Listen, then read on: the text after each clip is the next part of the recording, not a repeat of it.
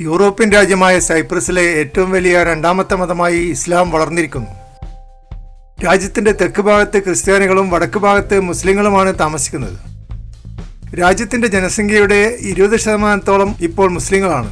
ഏകദേശം 2,64,000 മുസ്ലിങ്ങൾ സൈപ്രസിൽ താമസിക്കുന്നു. ഇവിടെയുള്ള മുസ്ലിങ്ങൾ കൂടുതലും സുന്നി വിഭാഗത്തിൽപ്പെട്ടവരാണ്. സൂഫി സംസ്കാരമാണ് ഇവർ പിന്തുടരുന്നത്.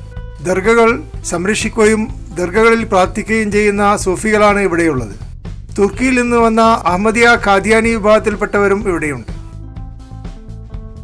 മുഹമ്മദ് നബിയുടെ ബന്ധു ഉമ്മു ഹറം ഒരു അറബ് യാത്രാവാഹക സംഘത്തോടൊപ്പം സൈപ്രസിൽ വരികയും പിന്നീട് അവർ സൈപ്രസിൽ വെച്ച് അന്തരിക്കുകയും ചെയ്തു. അവരുടെ മക്ബറ ഒരു സ്മാരകമാക്കി മാറ്റിയിട്ടുണ്ട്. ഇപ്പോൾ സൈപ്രസിൽ അറേബ്യയിൽ നിന്നുള്ള അഭയാർത്ഥികളും തുർക്കിയിൽ നിന്നുള്ള കുടിയേറ്റക്കാരും താമസിക്കുന്നുണ്ട്. സൈപ്രസിന്റെ തലസ്ഥാനമായ നിക്കോഷ്യയിൽ പ്രശസ്തമായ അറബ് അഹമ്മദ് മോസ്ക് 16ാം നൂറ്റാണ്ടിൽ ഉണ്ടാക്കിയതാണ്. അതുപോലെ സൈപ്രസിന്റെ കിഴക്ക് ഭാഗത്തുള്ള ലാല മുസ്തഫ പാഷ ജമാഅത്ത് പള്ളിയും അറിയപ്പെടുന്ന ഒരു ടൂറിസ്റ്റ് അട്രാക്ഷനാണ്. ഇന്ത്യയുടെ 13 ഇരട്ടി ആളോഹരി വരുമാനമുള്ള ഒരു ധനിക രാജ്യമാണ് സൈപ്രസ്.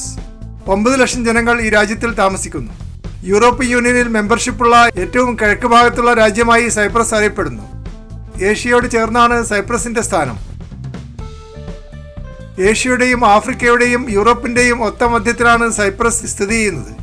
എങ്കിലും ഇവിടെയുള്ള ആളുകൾ യൂറോപ്യൻ സംസ്കാരമുള്ളവരായതുകൊണ്ടും യൂറോപ്യൻ യൂണിയനിൽ മെമ്പർഷിപ്പ് ഉള്ളതുകൊണ്ടും സൈപ്രസിനെ യൂറോപ്പിന്റെ ഭാഗമായി കണക്കാക്കപ്പെടുന്നു. ഇവിടുത്തെ നാണയവും യൂറോ ആണ്. മെഡിറ്ററേനിയൻ കടലിന്റെ മധ്യത്തിലുള്ള ഒരു ദ്വീപാണ് സൈപ്രസ്. കപ്പൽ വ്യവസായം ഇവിടെ വളരെ പുരോഗമിച്ചിട്ടുണ്ട്. കപ്പൽ കമ്പനികളിൽ ജോലി കിട്ടുവാൻ സൈപ്രസിൽ വളരെ എളുപ്പമാണ്. കപ്പൽ വ്യവസായവുമായി ബന്ധമുള്ള പല അനുബന്ധ വ്യവസായങ്ങളിലും ഇവിടെ ധാരാളം ജോലി അവസരങ്ങളുണ്ട്. ടൂറിസം മേഖലയും നല്ലപോലെ വളർന്നിട്ടുണ്ട്. റെസ്റ്റോറന്റുകളിലും റിസോർട്ടുകളിലും ലോഡ്ജുകളിലും ധാരാളം ജോലി അവസരങ്ങളുണ്ട്. കണ്ണ് ചിമ്മി തുറക്കുമ്പോഴേക്കും പുതിയ പുതിയ കെട്ടിടങ്ങൾ ഉണ്ടായി വരുന്ന സൈപ്രസിൽ കൺസ്ട്രക്ഷൻ മേഖലയിലും എഞ്ചിനീയറിംഗ് മേഖലയിലും ധാരാളം തൊഴിലവസരങ്ങളുണ്ട്. ഇംഗ്ലീഷ് ഭാഷ അറിയുന്നവർക്ക് കൂടുതൽ ഉയർന്ന ശമ്പളം ലഭിക്കുന്നു. ഇവിടെ വരുന്ന ടൂറിസ്റ്റുകൾ കൂടുതലും ബ്രിട്ടീഷുകാരായതുകൊണ്ട് ഇംഗ്ലീഷ് ഭാഷയ്ക്ക് ഈ രാജ്യത്ത് വലിയ പ്രാധാന്യമാണ്. ഇംഗ്ലണ്ടിന്റെ 2 പട്ടാളത്താവളങ്ങളും സൈപ്രസിന്റെ ഉള്ളിലുണ്ട്. നല്ല കാലാവസ്ഥയുള്ള ഒരു രാജ്യമായി സൈപ്രസ് അറിയപ്പെടുന്നു. അധികം ചൂടോ അധികം തണുപ്പോ ഇല്ലാത്ത സൈപ്രസിലെ കാലാവസ്ഥയെ മെഡിറ്ററേനിയൻ കാലാവസ്ഥ എന്ന് വിളിക്കുന്നു.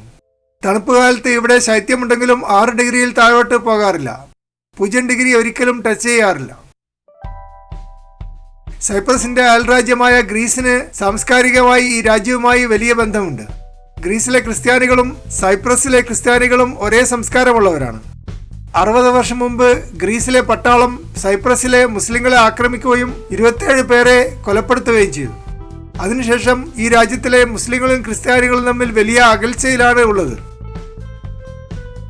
50 വർഷം മുമ്പ് തുർക്കി സൈപ്രസിനെ ആക്രമിക്കുകയും രാജ്യത്തിന്റെ വടക്ക് ഭാഗം ഒരു പ്രത്യേക രാജ്യമാണെന്ന് അവകാശപ്പെടുകയും ചെയ്തു.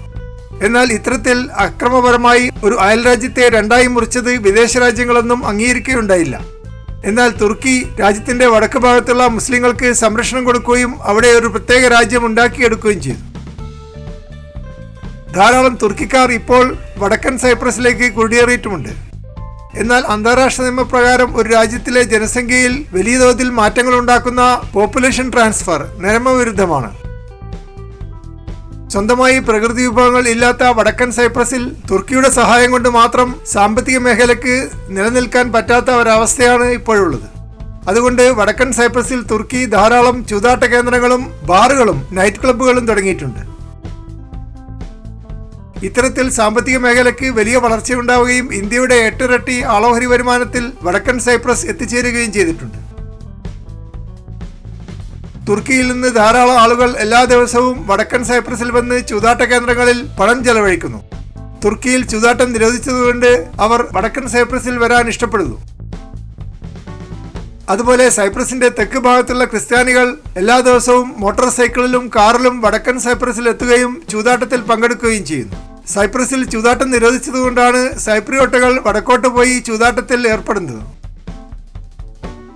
ഈ 2 രാജ്യങ്ങൾ തമ്മിലുള്ള അതിർത്തിയിൽ ഐക്യരാഷ്ട്രസഭയുടെ പട്ടാളം കാവൽ നിൽക്കുന്നുണ്ടെങ്കിലും പൗരന്മാർക്കോ വാഹനങ്ങൾക്കോ കടന്നു പോകുന്നതിന് നിയന്ത്രണങ്ങൾ ഒന്നും തന്നെയില്ല.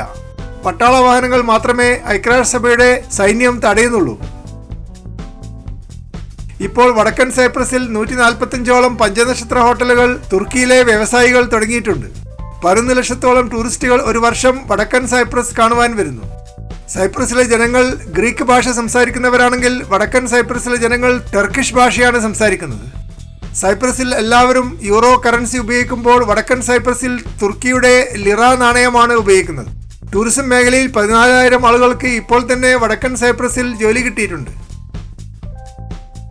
എങ്കിലും അംഗീകരിച്ച വിമാന കമ്പനികൾക്ക് വടക്കൻ സൈപ്രസിൽ പോകുവാൻ അയാട്ട സമ്മതിക്കുന്നില്ല. തുർക്കിയുടെ പിൻബലം കൊണ്ട് മാത്രമാണ് വടക്കൻ സൈപ്രസ് ഒരു രാജ്യമാണെന്ന് പറയാൻ പറ്റുന്നത്. മുസ്ലിം രാജ്യങ്ങൾ പോലും വടക്കൻ സൈപ്രസിനെ അംഗീകരിച്ചിട്ടില്ല.